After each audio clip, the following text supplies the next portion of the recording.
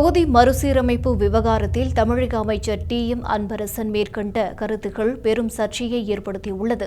அவர் வட இந்திய மக்கள் தொகை வளர்ச்சியை பன்றிகள் பெருக்கும் விதமாக விவரித்தார். இந்த பேச்சு கடும் கண்டனத்திற்குள்ளாகியுள்ளது.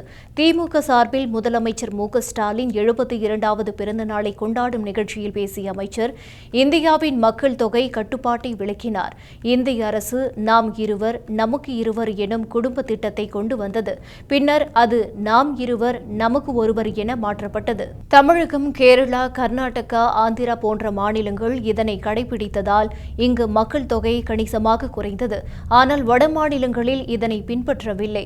இதனால் மக்கள் தொகை அதிகரித்து தொகுதி மறுசீரமைப்பில் அவர்களுக்கு அதிக இடங்கள் கிடைக்கின்றன என்றார்.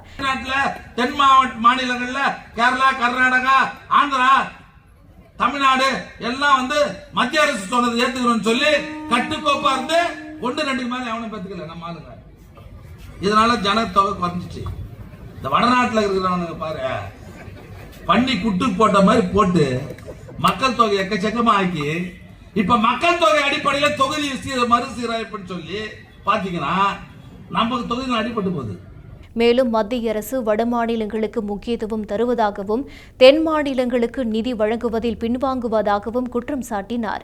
கல்வித்துறைக்கான 2150 கோடி ரூபாய் நிதி வழங்கப்படவில்லை என்றும் ஆளுநர் பதவியை பயன்படுத்தி மத்திய அரசு மாநிலங்களின் அதிகாரத்தில் தலையிடுவதாகவும் கூறினார்.